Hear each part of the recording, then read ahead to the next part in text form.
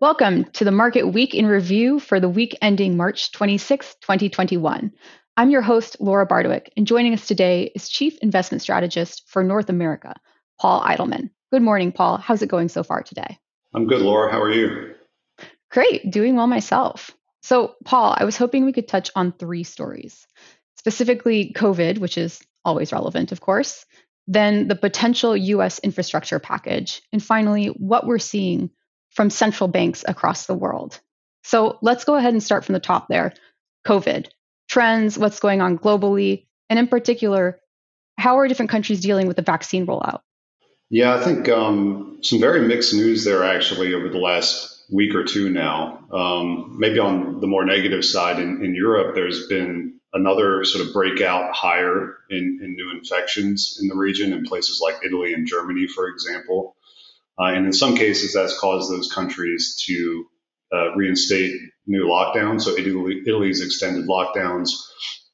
Germany had a bit of a head fake this week where they talked about putting in a pretty severe lockdown over the Easter holiday and then sort of backtracked on that after some political backlash. But nevertheless, some sort of deteriorating trends there. And the vaccination rollouts in Europe have been significantly delayed relative to the experiences in the United States or United Kingdom for that matter, talking about sort of high single digits of the population uh, having received their first dose of vaccines. So they're making some progress, but it looks delayed. On the U.S. side, um, we've seen a flattening out of infections after some really substantial improvement over the last couple of months. And under the surface of that, it does look like some states are showing a spike in cases. So that's a bit worrying. But I think there's kind of two offsets to that are leading us to think the U.S. economic outlook is still very strong here for the second half of the year. First is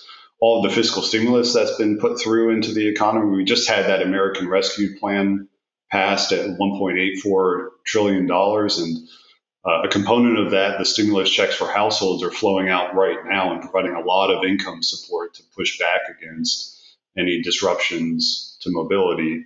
And then the second is the vaccinations, which I alluded to before. The U.S. is on a much more accelerated profile than Europe. We've already had a quarter of all adults receive their first dose of the vaccine, and those trends just seem to be improving day by day. And the kind of administration is guiding towards vaccines becoming available to all adults by May 1st. And so if that timeline holds with all of this stimulus and a possible reopening of the economy, the U.S. should still very much be on track for uh, pretty exceptional growth in the second half of this year as the economy starts to reopen again. So kind of mixed news, both for the U.S. and Europe, but I think still fundamentally on track for an economic rebound later this year. Sounds like there's still light at the end of the tunnel, which is great. And speaking of the US, let's talk a little bit about this potential infrastructure package.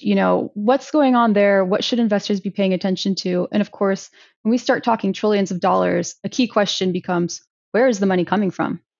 Yeah, so it sounds like Biden is going to unveil this infrastructure plan possibly next week in Pittsburgh. So hopefully we'll get a lot more of the specific details at that time. But it's looking like it could be pretty substantial. Plans to spend something like $2 to $4 trillion on new infrastructure programs in the United States over the next decade or so. That's a lot of money. But as you hinted at, Democrats want to pay for that new spending by raising taxes. And we know taxes are really important for our financial advisors, helping their clients meet their retirement goals and other outcomes. And there could be some pretty significant moving parts here on the tax side of the equation to pay for infrastructure. One being a possible increase in individual income taxes for families earning above $400,000 a year. That's been a major platform for Biden and the Democrats. That sounds like it'll be part of this proposal. Again, we'll see next week.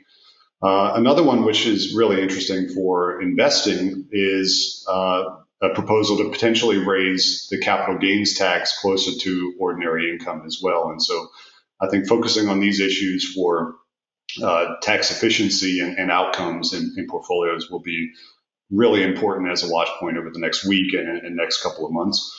And then the other big issues on the corporate side, Biden has talked about wanting to raise the corporate tax from 21% to possibly 28%, unwinding about half of the tax cuts that Trump put through back in 2017 and 2018. And that could be meaningful for the outlook for U.S. earnings growth in 2022. So a lot of moving parts. I think at the end of the day, it still is net incremental stimulus in terms of what we're hearing right now, but a lot of pay fors, if you will, that'll be important to think through in terms of financial planning. So just looking at time, we started on a global note. Let's go ahead and end on one. Mm-hmm. We've been seeing some divergence in stances from different central banks across the world. Can you describe what's going on?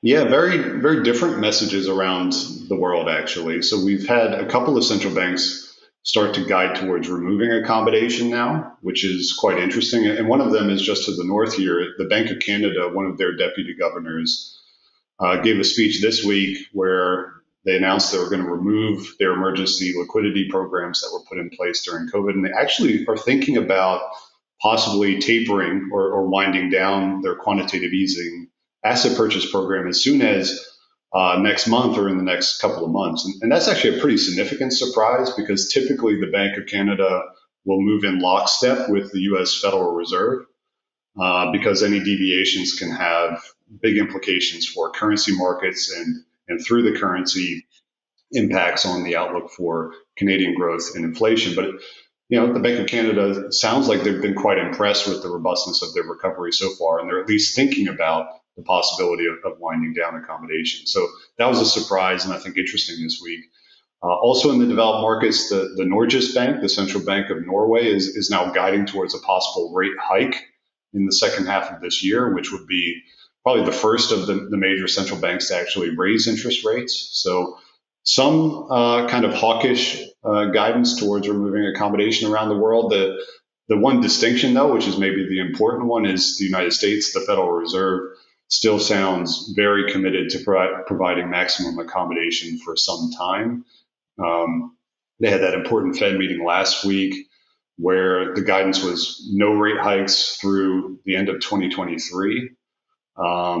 And ultimately, the U.S. matters a lot for global financial markets. And I think the Fed's commitment here has been important in terms of slowing down the rise in bond yields, both in the U.S. and globally. And this week, we saw the 10-year yield actually fall modestly from 1.75% to 1.65%. So at least in the short term, that's arrested a pretty sharp rise in bond yields. And our outlook is that a lot is priced at this point. We think we're going to be kind of in more of a range-bound consolidation phase in fixed income markets for the next 6 months or so. That's very helpful. Thank you. Unfortunately, that's all the time we have for today. So Paul, thank you so much for joining us. And thank you all for joining us as well. We hope to see you next week, and we hope you have a great week in the meantime. Hi, I'm Eric Risteman, Chief Investment Strategist for Russell Investments. If you like what you saw in this video and want to see more like it, please subscribe to our YouTube channel.